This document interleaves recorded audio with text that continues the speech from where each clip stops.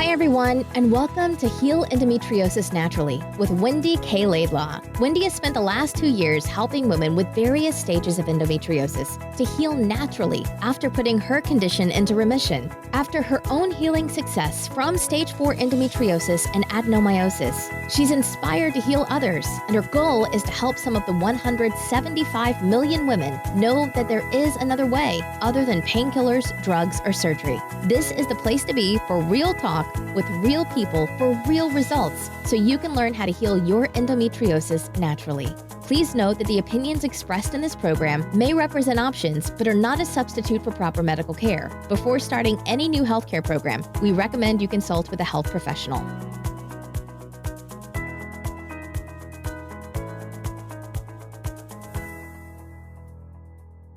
Hey everyone, it's WendyKLaidlaw here with the Heal Endometriosis Naturally podcast, and I am with a wonderful guest today, Dr. Paul Jenkins from America. Welcome, Paul. Oh, thank you, Wendy. It's so good to be with you again. Yeah, you were on our summit, which is wonderful, and I just thought coming back for the podcast would be really important for those who didn't perhaps get a chance to hear you on the summit. And before we kind of chat more, I'm just going to give people a bit of background about you. Dr. Paul is a clinical psychologist specializing in the science and practice of positivity. Isn't that wonderful? He is a coach, a keynote speaker, trainer, author, and also posts his own podcast and YouTube channel. His aim is to empower individuals and influencers, families to go far beyond the traditional therapy and inverted commas positive thinking programs to create and live the life that you're supposed to be living through powerful positive processes. He's been working now for over 2 decades with clients and colleagues, family and friends, and he's aware of being pathologically positive, which is just a wonderful phrase, isn't it? It's like, love that oxymoron. And so he decided, to embrace that title, and that's why I wanted him to come on here. He's got his own book as well, which he will tell you more about. But Paul, it's fantastic to have you here.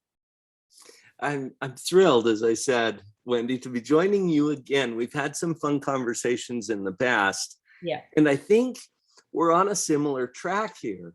Yeah. Because sometimes as a culture and just as people on the planet Earth, we get entrenched in traditions that are not necessarily the most helpful way to approach things. Absolutely. And when we understand principles, we can then apply those principles in ways that change and enrich and enhance our own life and the lives of those around us as well. And that's why I'm so excited about the work that you're doing. And it dovetails so nicely with what I've done as well. Yeah, well, absolutely. And I think, as you say, let's talk more about that, because again, I think it's fascinating, isn't it? Looking into the traditions of sometimes we don't even know that we're regurgitating the ancestral line of what's been passed down through the generations, right, without even thinking to question it. But perhaps you could share just a little bit of your own background. I love your background story, and just kind of what has led you to this point, because I think it also helps the listeners provide some context of why should they listen to you, and why have you arrived at this point in your life?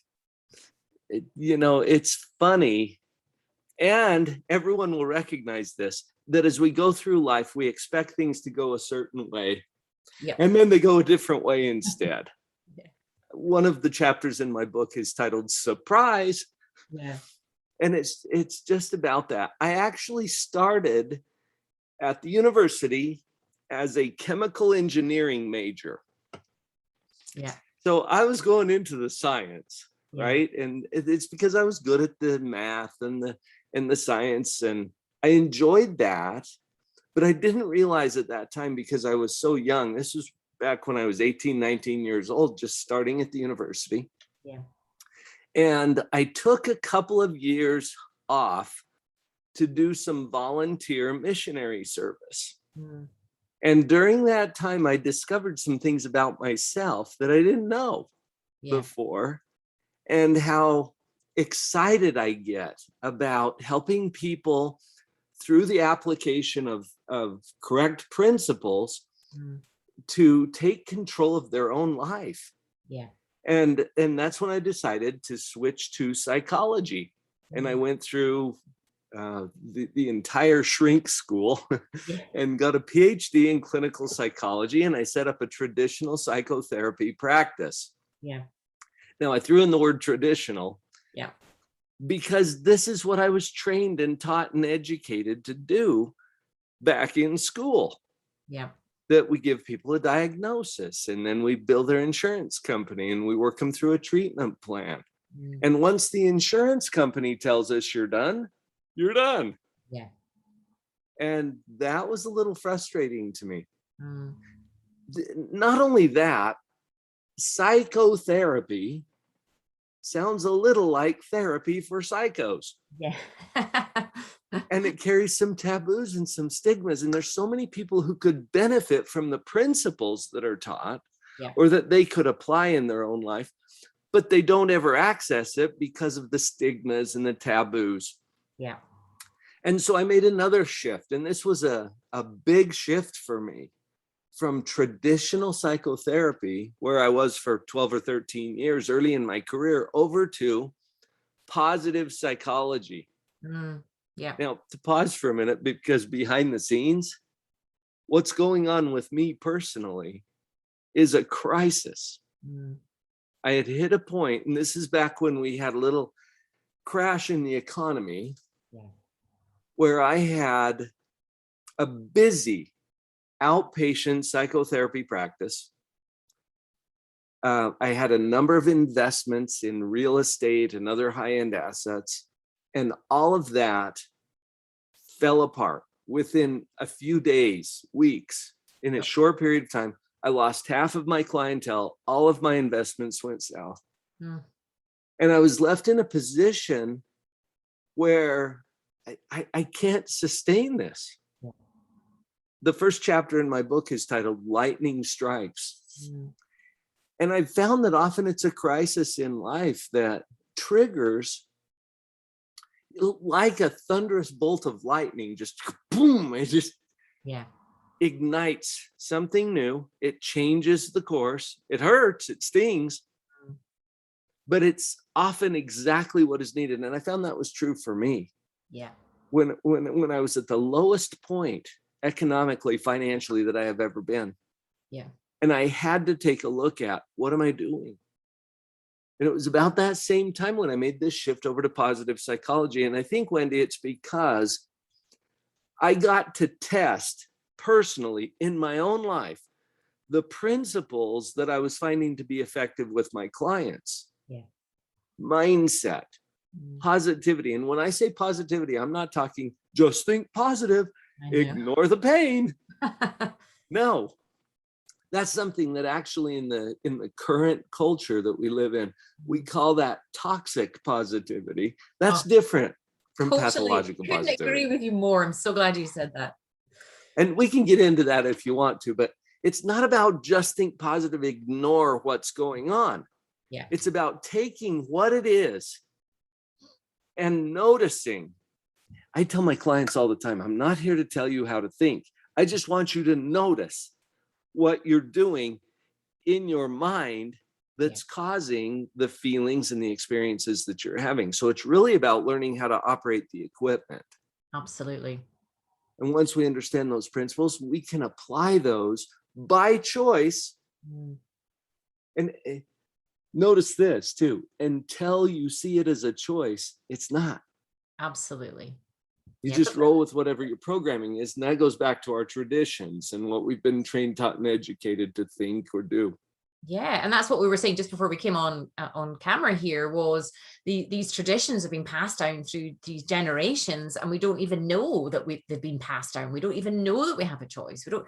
Right. Most people, and I know you talked about your crisis point, and I had mine where I was literally forced to a bedridden status, and I had to examine everything. My body went on strike to examine, and invariably, obviously, my audience are, they're listening to this, they're varying degrees in their healing journey, and almost like a disease or a disaster or something tends to happen in someone's life, which is almost an opportunity to make them really examine not only what's around about them, who's around about them, what's coming into their body, but most importantly, their attitude towards it. I mean, if women are listening to my podcast, they have a brilliant attitude because they are definitely going against the mainstream of conditioning.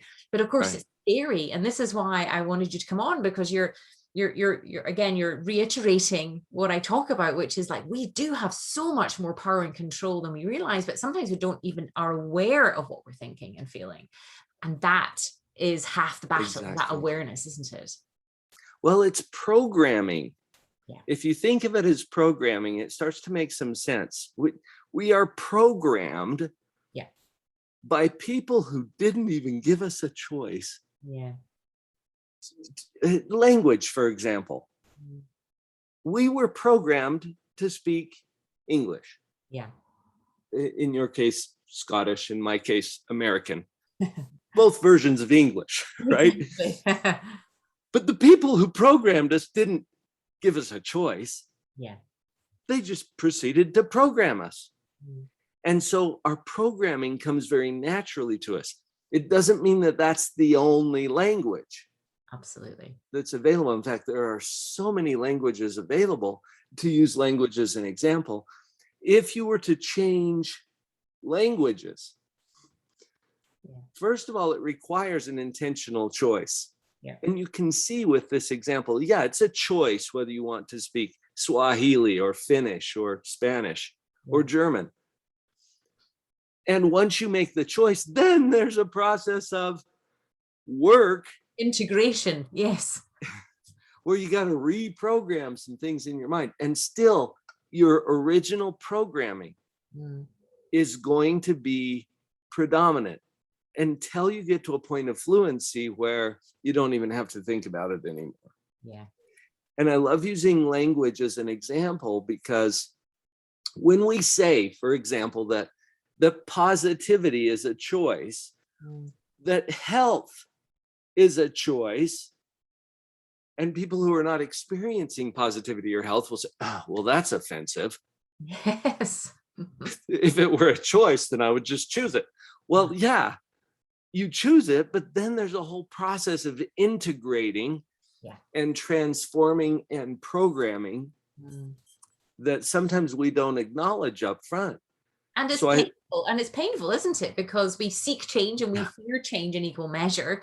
And when you're starting to integrate change, it causes discomfort because it might highlight different elements, different aspects that you weren't aware before.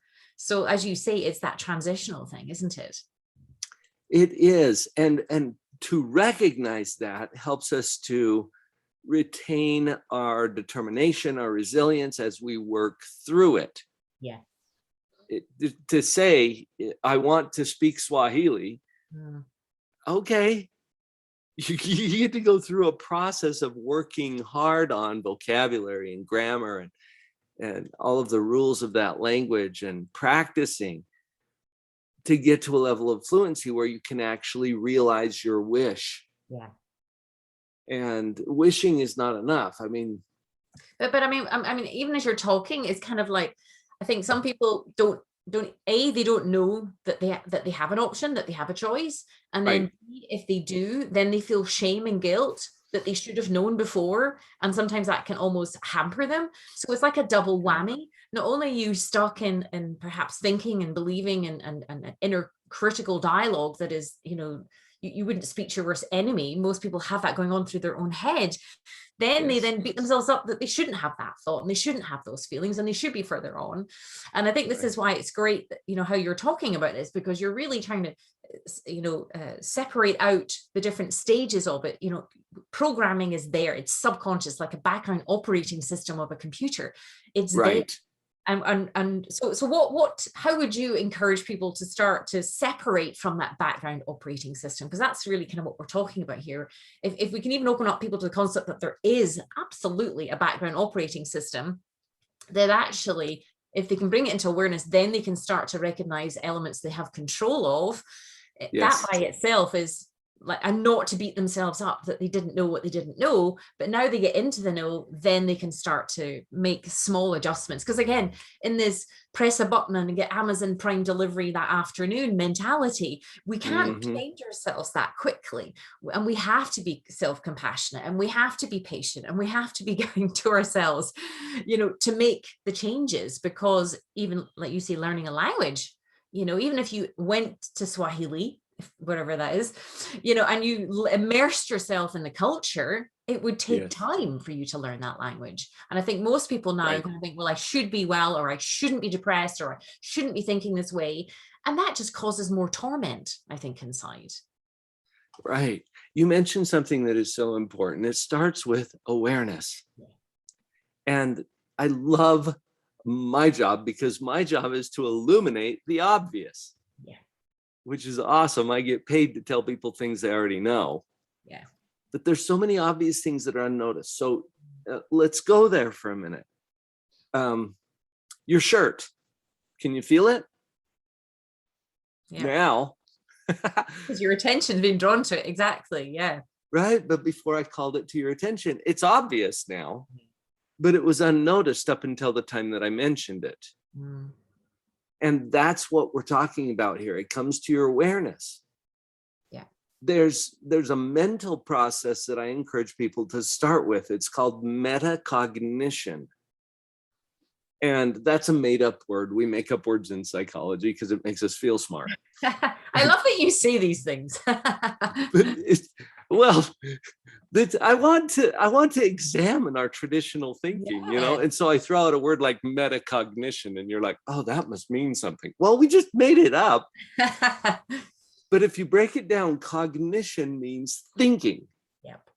Metacognition is a higher level. It's thinking about thinking. Absolutely.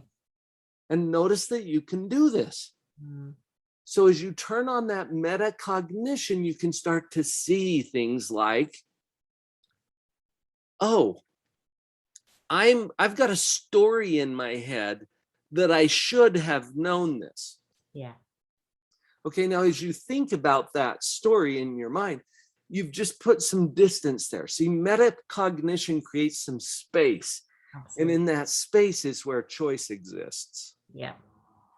That's huge. It is gigantic. And I use the analogy with my clients of being the observer of themselves. So I love that you're exactly, you know, that same principle. I love that you say create some space, because it allows some slowing of that narrative that's going on in the head to really question whether the narrative of the shoulds is true or just well worn. Exactly. Now you're going to roll with whatever your programming is. That's what your brain will naturally do. But when you can back off through metacognition, create a little bit of space, think about your thinking, become the observer, that puts you in a position of choice. Absolutely. And power. And power. Well, until you see it as a choice, it's not. So you're just going to roll with whatever your programming is. So when you say power, yes, you already have the power, but you will never use the power if you don't see your choice. Absolutely. And I think that's the thing with a lot of our listeners is the ladies who are listening, they're recognizing there is a choice. And of course, they're almost battling that background operating system, because the mainstream is, it's in fact, I mean, it so frustrates me in the media and the news and the medical field is endometriosis is the incurable condition. And I'm like, but I've cured the incurable condition. But if everyone is getting that narrative, can you imagine how every woman is feeling? You know, I mean, even cancer is curable, for goodness sake, but they don't say incurable cancer. So you can see how people would get into, desperate states of thinking, is this possible? And the stories and the narratives that go on in the background. Right. You know, as you were sharing that, Wendy, whatever the prevailing narrative is, back in the early 1900s, it was believed that the human body was incapable of running 1 mile in less than 4 minutes. Yeah, I love that you bring that up. Yeah, exactly. Do you remember Roger Bannister? Yeah. Roger Bannister, I think it was in 1954, if I remember correctly. And don't hold me to the date specifically, but I think that's when it was, about 1954. And remember, no one had ever done it to that point in under 4 minutes. And Roger Bannister comes in at 3:59 point whatever, right? He did it. He broke the 4-minute barrier. Yeah. We even called it a barrier, right? What? You're out running and at 4 minutes, there's some wall that pops up and stops you. There's no barrier. Yeah. And Roger knew this. And as he was getting closer to that 4-minute barrier, he thought, this is doable. See, he created a different narrative in his mind and he broke it. Yeah. It was the first time in recorded history. Do you know how long his record stood? I don't think it was very long either, was it? Because once he'd broken it, then everyone else thought, well, if he can do it, why can't I do it? It's the old what if, isn't it? Exactly. Yeah. In fact, it was one of your countrymen, John Landy from Scotland, broke Roger Bannister's record the next month. Amazing. I love that Roger you said it and made Scottish as well. Well, isn't that beautiful? Yeah. And today, the record is almost 17 seconds faster than that. Yeah. And it just keeps getting better and better. And it's because, just like you said, when someone sees, wait a minute, that's not really a barrier. Yeah. And I love what you're doing with endometriosis, because there's this narrative, this prevailing narrative, it's uncurable. It's just, you got to deal with this. And you're like, I don't think so. Well, it's devastating, especially when I'm hearing, like, I've had 5 emails this week from young women, 21, 19, 17, being told that they're going to have a hysterectomy, have everything removed. And that's just like not right. But this is where that expanding women, men's expansive, of what is being told and questioning it. I love the kind of like Roger Bannister. It's like, well, what if?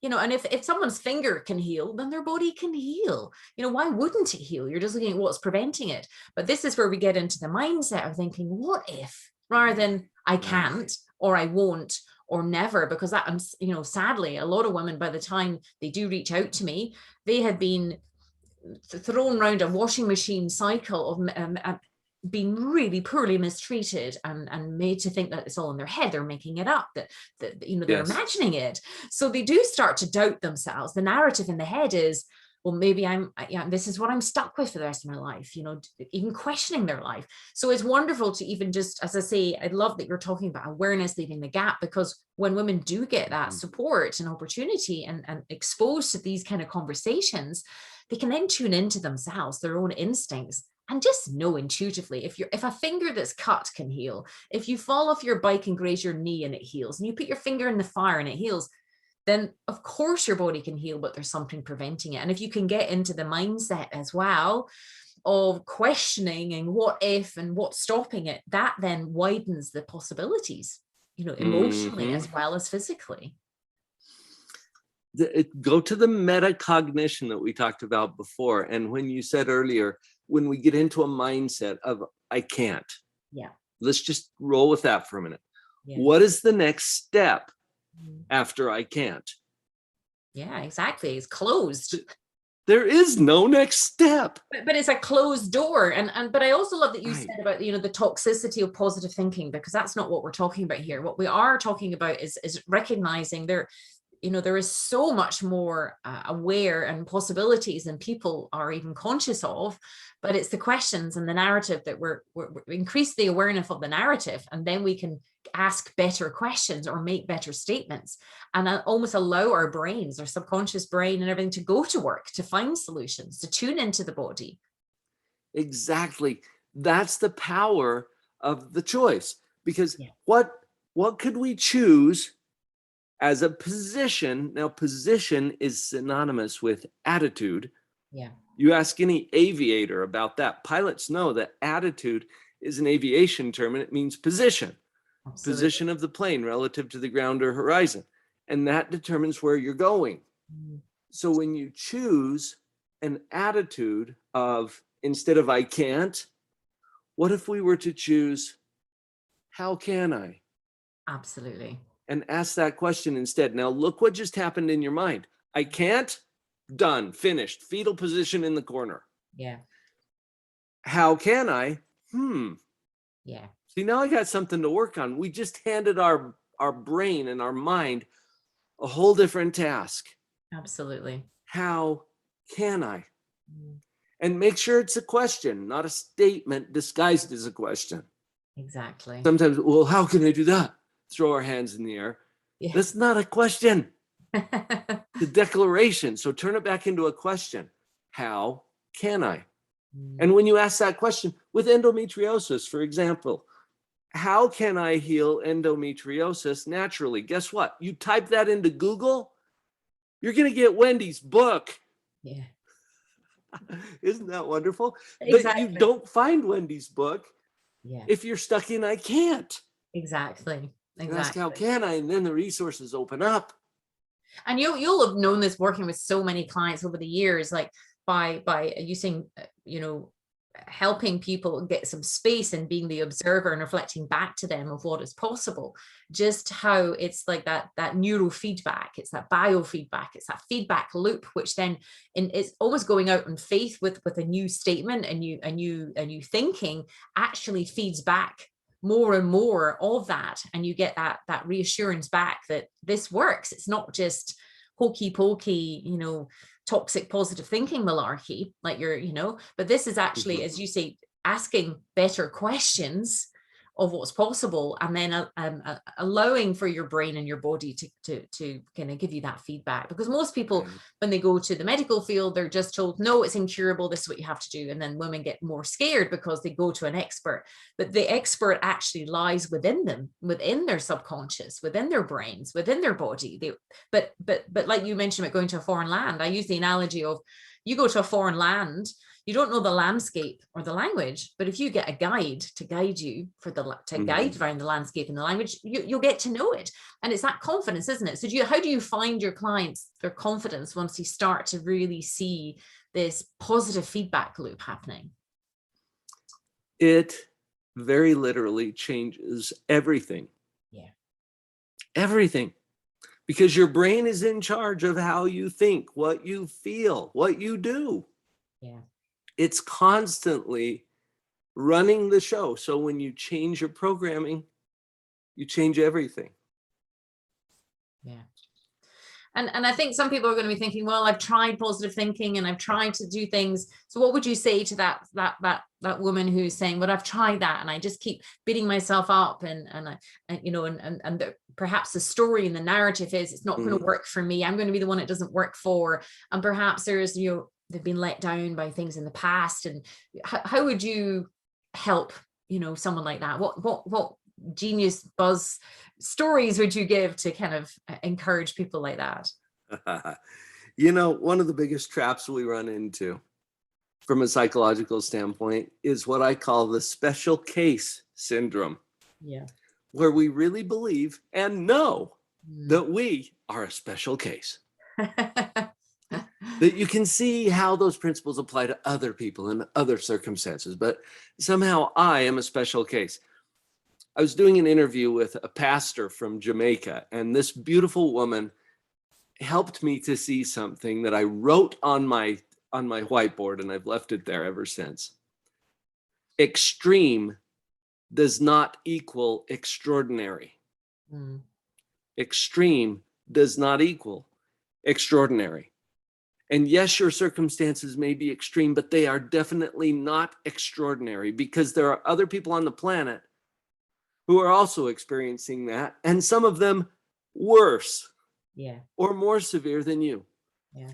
It is what it is. It could always be better. It could always be worse.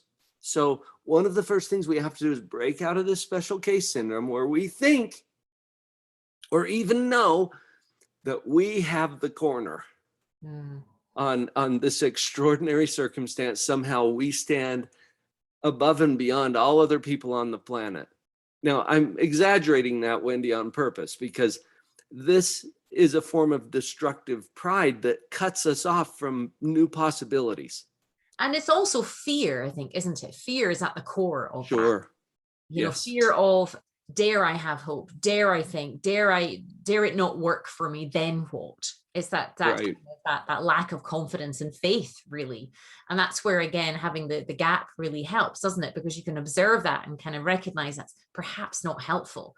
And I know you're an advocate of it, and anyone who listens to me know I go on about it all the time, but this is where journaling, writing on paper really helps, doesn't it? To get out of your head, to see the stories we're telling ourselves, and actually to question the validity of the story, because we might have taken that story on when we were 10 years old and something happened to us and it was awful, and we just carry that narrative around. Because I think it was Alfred, the psychologist, I can't remember his name, but he said that by the age of 10, we have made up our mind about the world, about how it's structured. And by the age of 20, we decide we're not going to change that. And then we actually mentally fight the models of the world that we think we construed. We defend that model that we think we've created in our head. So we actively go out and defend it rather than even allow ourselves to question it. And I think that's what we're both saying here, isn't it? Is to question what you're being told, question what you're hearing, question what you're thinking, because that opens up wider parameters for people. Right.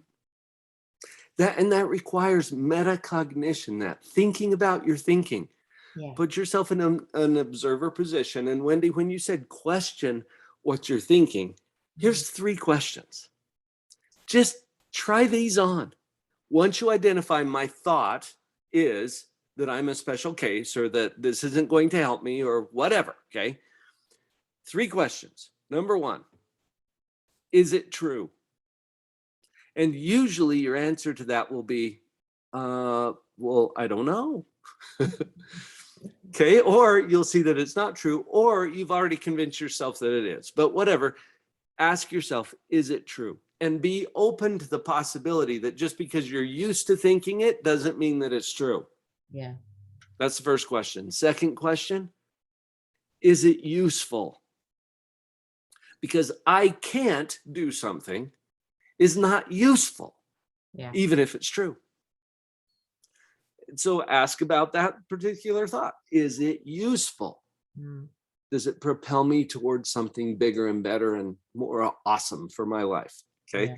And number 3, is it kind? Yeah. if I were to say what I'm saying in my head to my friend, would my friend still be my friend? And that's so true, isn't it? The things we say to ourselves. I'm so much better now, but yeah, it's a very, very, very poignant questions. And what do you think as well about the environment and the people? Because if you're around negative people, doomsday people, if you're in an environment that's just toxic, we've talked about toxic positivity, that obviously feeds the narratives, feeds the background operating system that's there as well. Sure. Not just who you hang out with, but what do you watch? What do you listen to? What do you read? Yeah, totally. And beware, because social media is unfairly biased toward whatever you already believe. Absolutely. They have algorithms to figure that out. It's kind of scary. Okay. Yeah. But you're only going to see news feeds that support your opinions. Well, they've got the artificial intelligence now to ensure that happens, haven't they? So you don't see it. Yeah. So you literally, even if you Google something, if you've been used to Googling one thing, it'll be harder to see the other side. And I think that's exactly what we're both saying here. Sorry for the background noise. That's Poppy the pup barking her head off.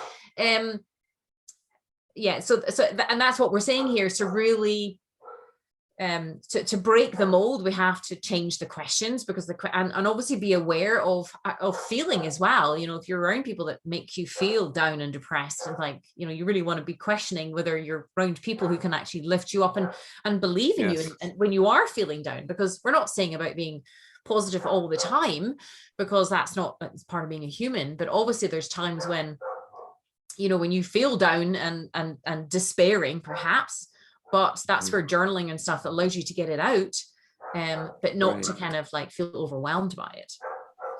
Exactly. You can intentionally bring into your life those things that are true, useful, and kind. Yeah. You can do that on purpose. Listening to this podcast. See, you're already doing it. You've opened your mind to a new possibility. You're associating with people who believe and can support that for you. Yeah. I think listening to this episode is a great example of what we're talking about. That opens up the new possibilities.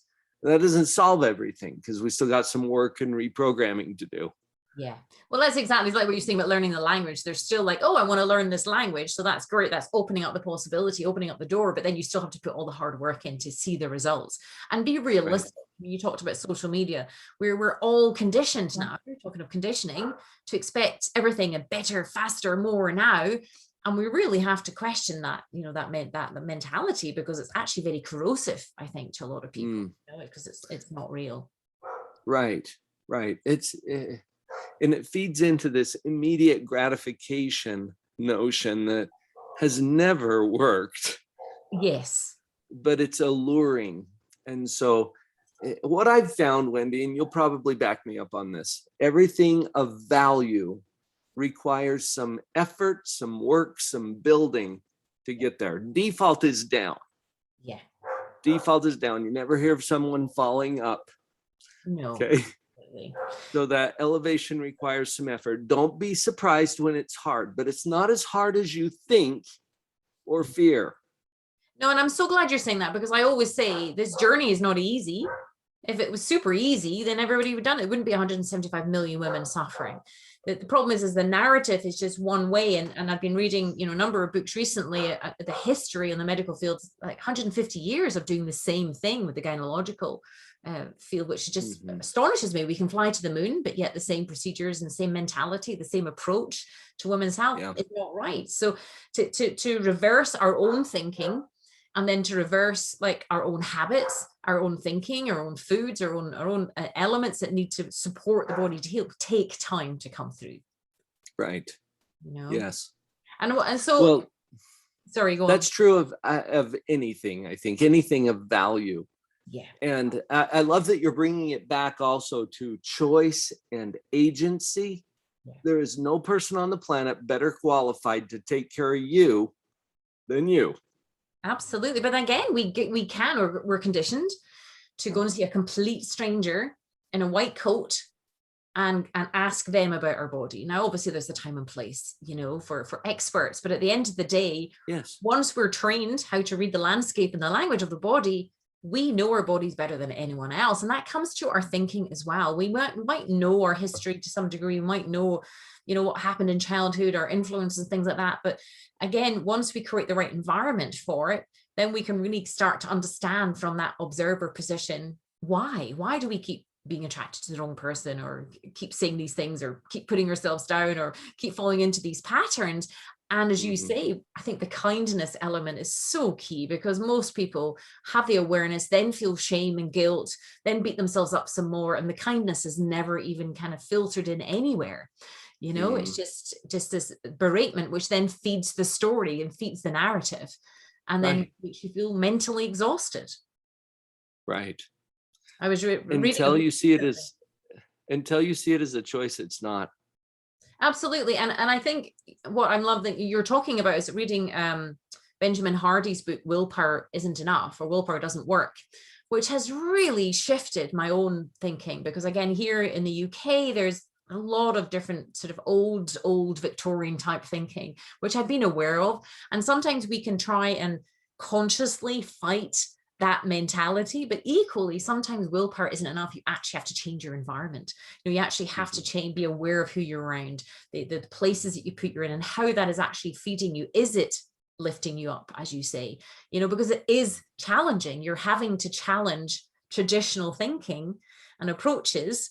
And if you're dealing with those people and they're not aligning with you and they're not lifting you, then you have to question whether they're right for you.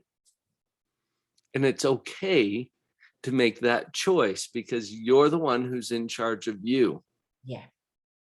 Yeah. And I think that's what we're both saying. So thank you so much for coming on, because I know that we're very aligned on our thinking, because we've had our own challenges and we recognize we do have a choice. We're not saying we're just one of these irritating, positively thinking people all the time that you just think, oh, shut up, stop being so positive. But you have a choice, and what makes you feel better. You have to see things realistically for how they are, but recognize your choices. So how can people learn more about you, Paul? Well, they can find me on YouTube or go to the website, drpauljenkins.com, spelled with a DR. They can connect to everything that we're doing there. The YouTube channel is called Live on Purpose TV. Amazing. If you want to go look that up as well. Fantastic. And obviously your book and things as well. And I think that's it. And I love that it's called Live on Purpose, because again, my belief is that, as you had that catastrophic time in your life that you had to re-examine everything and then that led you onto this path, and I was the same, is I believe these things happen to really shake you up and wake you up to kind of where you're at, what you're doing and why, and live on purpose. What is your purpose? What is your destiny? What is your calling? Why has this condition shown up in your body? Why has this thing happened to you? Not like, I think Tony Robbins says it's happening for you, not happening to you. And to kind of really recognize the golden nuggets that are there that you can move forward with on your purpose. Yes. And thank you for mentioning the book. If you go to the website, drpauljenkins.com, you can click on, there's an orange button there where you can get the book. You just pay for the shipping. I'll send you the book. Amazing. And it's also available obviously on Amazon, on Audible. I'll read it to you. It's called Pathological Positivity. Have your dulcet tones in their ear. There you go. You can speed me up to double speed if you want to get through it faster. In fact, my son was saying when he was listening to me back on the podcast in the summit that I sound even more Scottish speeded up than I do on normal sound, which I wasn't even sure. And maybe I'll sound more American. You may sound more American. Well, look, thank you so much, Paul. I really appreciate you coming on. It's been wonderful chatting to you, and I appreciate you taking the time to share your wisdom and your experiences and your outlook on life and being pathologically positive. Oh, you're welcome. Thank you for the good work you're doing. Thank you so much, Paul.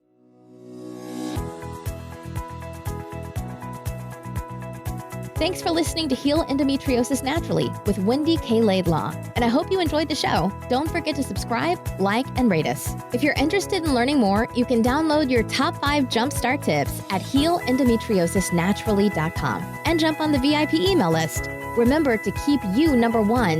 The world needs a healthy you.